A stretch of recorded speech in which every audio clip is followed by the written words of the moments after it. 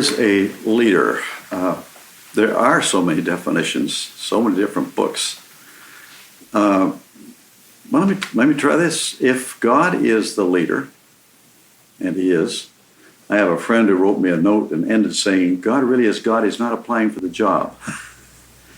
If God is the leader, and if God calls leaders, we're to lead like in a God-like way in the image of God.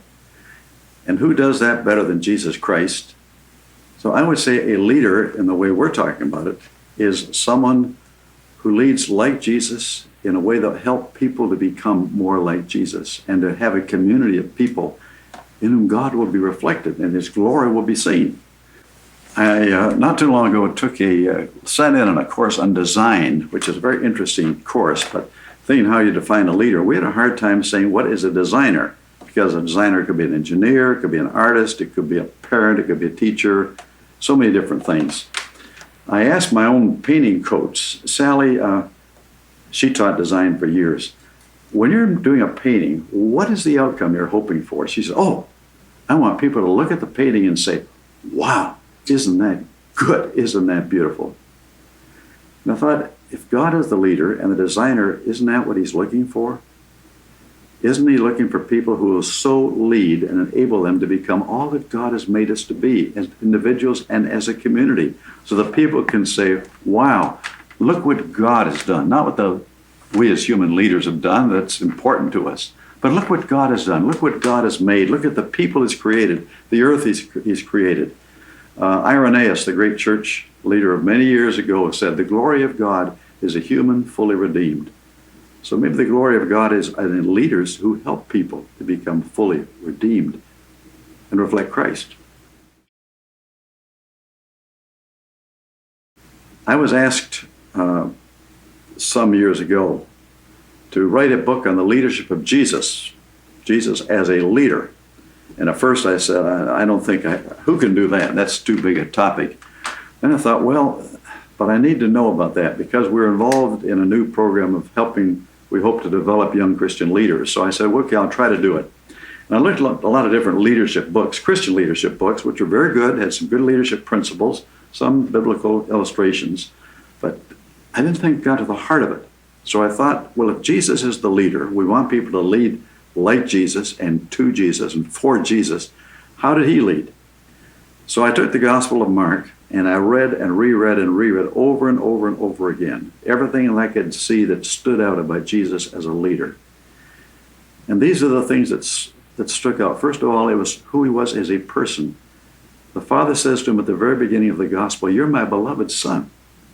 I am so pleased with you. Jesus hadn't done anything, hadn't taught anything, hadn't saved anybody, hadn't forgiven anybody, no miracles, but the Father could still say, you're my beloved Son. That's where the inner security of a leader comes from, who we are with God. He was the leader also who called people as a shepherd. He called and they followed him, his personal care for people. His vision wasn't of some great idea, except the idea of the kingdom of God. It was seeing the person at the next corner and what their part would be in the kingdom of God. He helped other people to become shepherds. So all of those qualities of leadership that I see and saw in Jesus are what enables God's vision, God's design to be worked out. Now, people lead in different personalities, different styles, different organizational situations, and I know that leadership, the way a leader leads has to be many different ways. There are talents we learn, there are gifts that we have. But at the heart of it as a leader is someone who is becoming aware of who God has called them to be in such a way that they can release others to become what God has called them to be. I think of Jesus looking at Peter, a fisherman, saying, you are Simon? I know what you're going to be. You're going to be Peter. And he became that.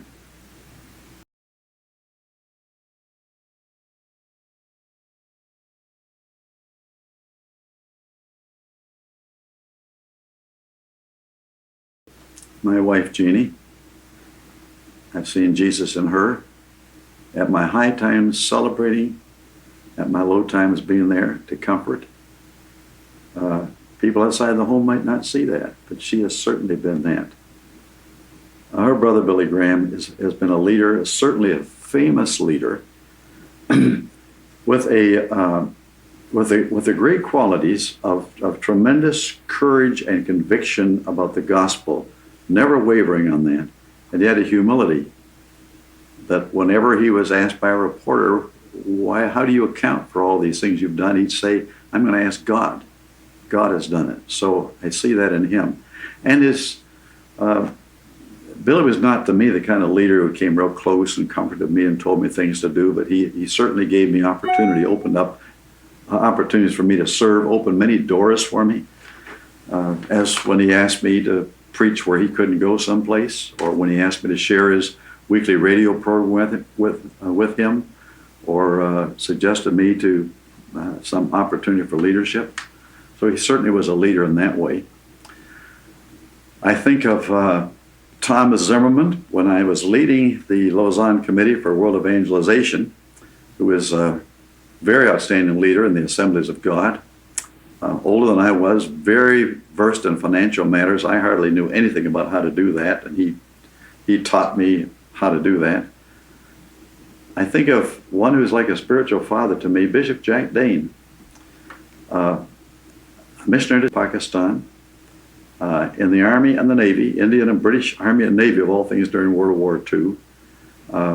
Bishop in Australia, outstanding person. He was gifted in the way he could have been, I think, the head of the United Nations.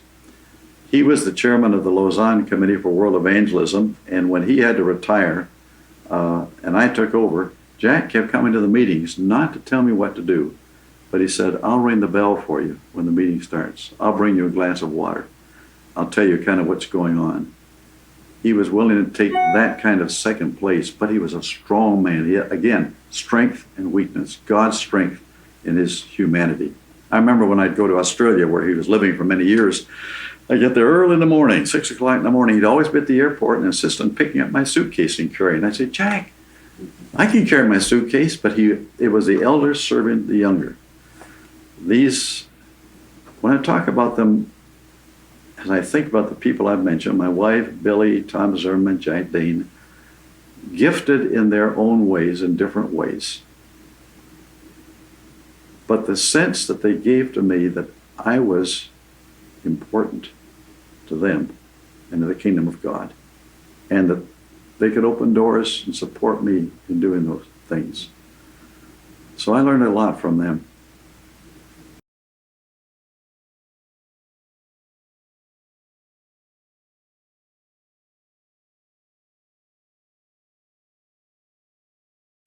There is a tremendous amount of fear and anxiety, and in the midst of that, perhaps the best thing that we can be as leaders is hope holders for people. I have a young friend as a counselor who said when someone's going through a tough time, maybe all you can do is hold hope for them until you can hand it to them, they can take it back for themselves. And that makes me think of Paul when he was on the way to Rome, where he was going to be on trial. Remember, he was on that little ship, and the storm came, and they thought it was going to go under, and everybody was scared, and they were throwing everything they could over to lighten the ship. And Paul stands up and says, wait a minute, an angel of God spoke to me and said, not a life is going to be lost. Don't jump off this ship. You will be okay. And he had that strong sense that God had given to him. I think that there's a huge need for that kind of sense today, that God's purpose is going to be worked out. But it has to, it doesn't come in just in optimism. I think it comes from people who have been through some depths, maybe their own depths, maybe their own failure, and who can, in the Pilgrim's Progress, Christian says after he crosses over the river, I felt the bottom and its sound. And I think leaders who can say, I have been to some of those bottom places in my life, and God has been there. The psalmist says this over and over, doesn't he? Remember the deep waters you've gone through, and God has brought you through there. Speaking personally, the loss of a son, our beloved Sandy, when he was 21, died during heart surgery. I can't put into words the pain of that loss. But after that, I felt, in a sense, like Christian did. I felt the bottom. God has brought me through, and it was out of that, partly out of that experience, that God led Jeannie and me to a new ministry. With not the worldwide ministry of evangelism, as wonderful as that had been, but the ministry of helping young men and women who are called by God to lead. We lost Sandy. We won some other sons and daughters, but to help them to lead. And they came out of their own, the trauma that we had faced. And others I can think of. So I think there's a great need for that around the whole world. But again, as I say, it's not just nice words and nice phrases, but even as a preacher, I think after Sandy had died, when I would go someplace to speak, people were looking upon me not just as an evangelist, but as a father who had lost a son and who somehow been able to come through that by the grace of God. So I think that when you think of the leaders that God had in the Bible, Moses, Elijah, at times they wanted to die. They wanted to quit because it was so hard, but God brought them through it. And we start out with these bright visions that we have when we're younger, and we ought to have them. The things we want to do, the things we see that God can accomplish. But maybe it's only as we get to the place where our hearts have been touched and broken wider open that we can lead in the deepest possible way. Cheers are not going to make it. We need cheerleaders. Sure, we need cheerleaders. But cheers alone are not going to make it in the world we're in today. These people who've seen the abyss and know that God is there and past there.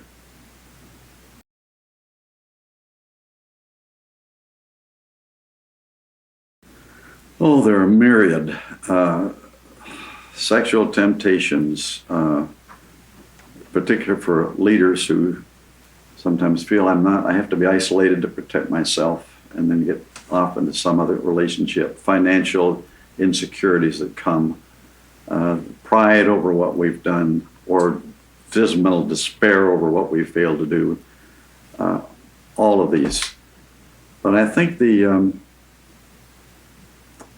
perhaps the greatest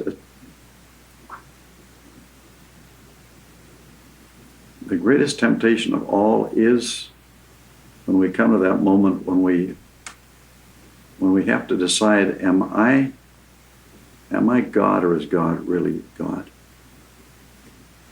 I can't solve all these problems. I can't fix everything. And I don't have to do it by myself. God has given me others to do it with. I think the higher you go, sometimes the more you feel I've got a magical touch and I can change everything. We can't do that. We can't fix this world.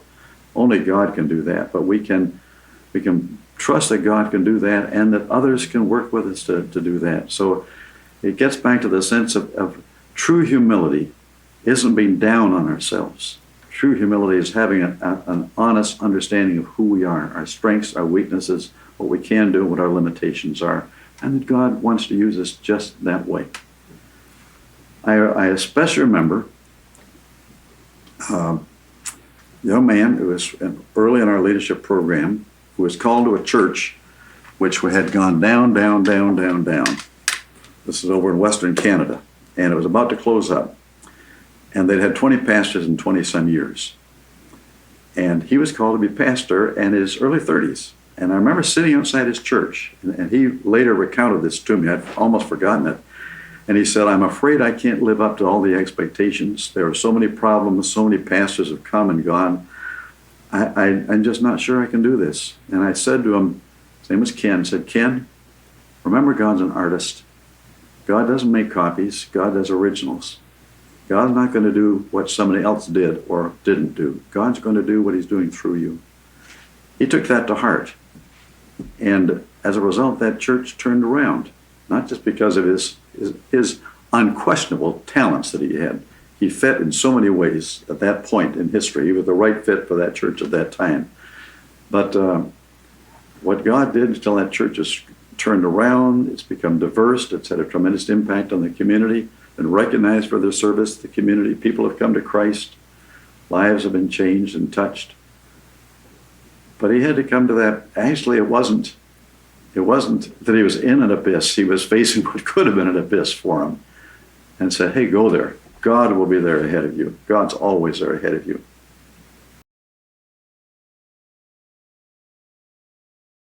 Oh, there are so many really good definitions of a leader. One that has surprised me really is in a little book by a man named Parker Palmer, who's quite a well-known writer, very wise person. Wouldn't say he's an evangelical Christian, but he's certainly a man of deep faith and wisdom.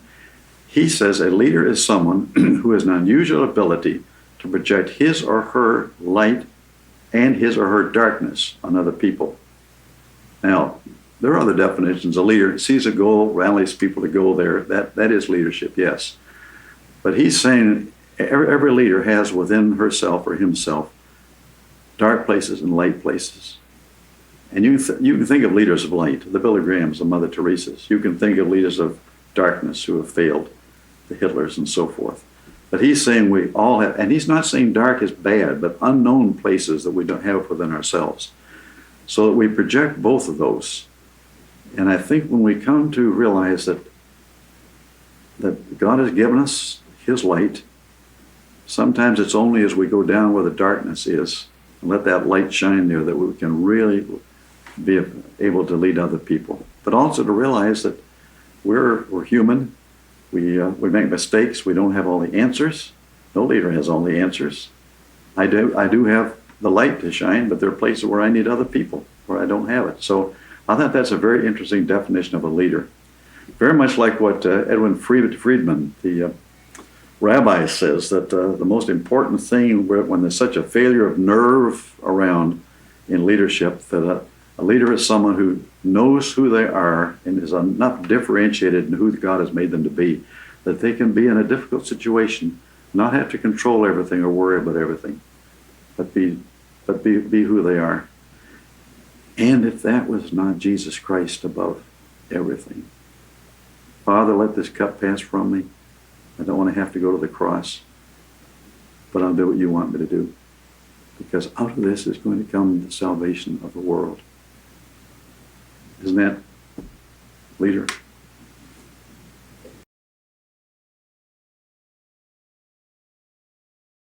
Well, as I feel God has given me certain gifts to communicate in words, to connect people, to create things. Some of those gifts, some of the gifts of leadership I don't have, but I was able to start designing and putting things together from the beginning to connect things, to carry out something. When I was in high school, to start Youth for Christ, bring a team together to start Youth for Christ in our hometown. When I was at Wheaton College, to form a gospel team to go out on the weekends. When I was with Billy in that evangelistic work, to put a team together and have a strategy for moving across Canada. So, and then when I was asked to be chairman of the Lausanne Committee, to bring, this is an international group of leaders from many different backgrounds and cultures around the world, and to help them to come together with a common vision to work and pray together for world evangelization. The things that I see there that was constructing certain things, connecting certain things, creating those structures, but that was a very important leadership role. But the time came after years of preaching around the world and starting our leadership group and leading the Lausanne Committee, that I began working for various reasons with smaller groups of young leaders, as I've said through the loss of Sandy. I began to take long walks and talks with them and listen to them, listen to their hearts, their heartbeat, their desires, their longings, their hurts, the wounds that were in their lives. And it was a very different type of ministry. It was listening deeply, not for my purposes, but listening to help them discern what was God's agenda for them. I found so many younger leaders who would like an older leader not to tell them what to do or to recruit them for the older leader's cause, but to help them to discern God's agenda for them. That became a very important part of my life, and I learned that it was just as satisfying to me to sit and listen to someone and ask good questions and try to listen deeply, sensitively, and prayerfully, to maybe things they hadn't noticed, the darker places, as well as the light in their lives. And as we talk together, just help them to discern that. And now I can see what they're doing. Not what I'm doing, but I can see what they're doing in various parts of the world, in China and Germany and Egypt and so many parts of the world. That also is fulfilling, as it was to preach to a large crowd. But it took a different kind of listening. And it took coming to a place where I think I've been able to look inside and understand my own heart's desires, miscues, and longings. I have a good friend who's known me across the years. He said, "Leighton, after Sandy died, you were different." I said, "In what way?" He said, "It seemed like you were able to open up much more." I think God helped me to open up my own, not only my own heart, but make it possible for others to open up their lives in a deeper way. And that's been, the evangelism has flowed into leadership, and the leadership has flowed into listening to others.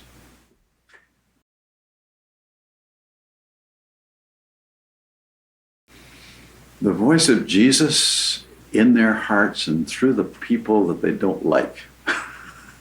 I think we often learn from people who don't like us, sound mean to us. Hopefully there are good coaches who will love us and tell us the truth also. But I think learning to listen above all for the quiet voice of Jesus, out of the clamor of what's going on, to listen for his voice, to listen through wise people who know us and love us, and to those who oppose us.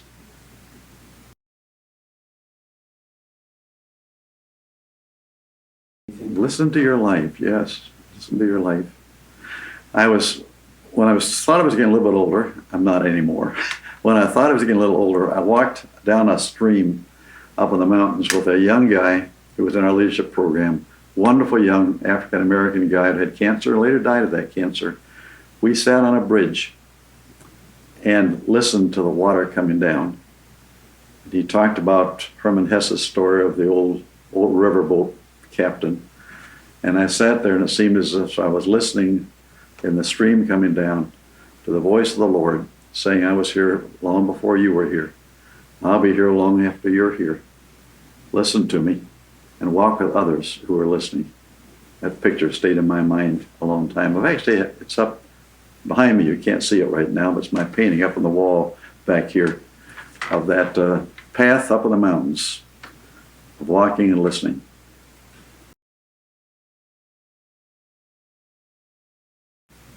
Don't think I thought a lot about leadership when I was younger. If I did, it was more thought leadership, have the right ideas, because I was a thinker of sorts, not a great thinker, but I did think.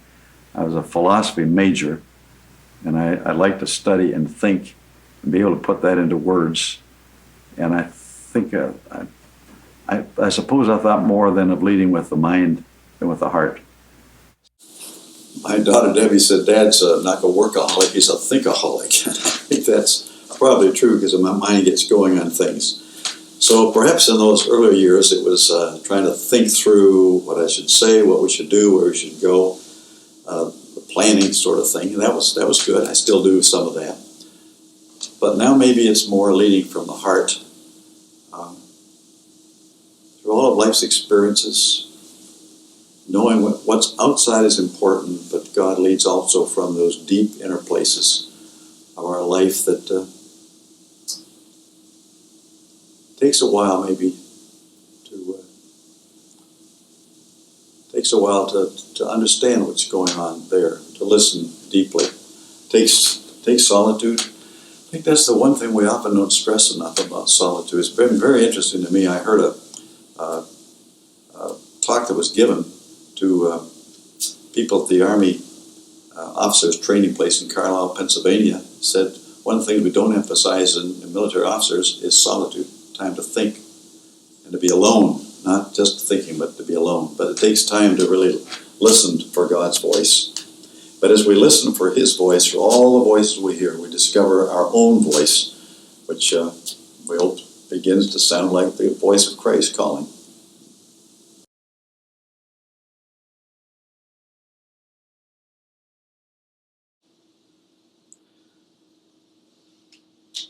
hope someone will look at it and say, well, if God can use him, he can use me. That it's, the leaders aren't perfect people. We are sinners. We're redeemed. And God in a glorious way can take us faults and all, gifts and all. And that they'll take courage in that. Jean Vanier, who founded the Larch Communities, was once said he just wanted to be known as a little friend of Jesus. That was pretty good. And I think if someone can say, Leighton helped me to understand how I could lead like Jesus and pass that on to others. And some people I don't know any place in the world maybe will be in heaven because of that, and I'll get to meet them there. Wouldn't that be great?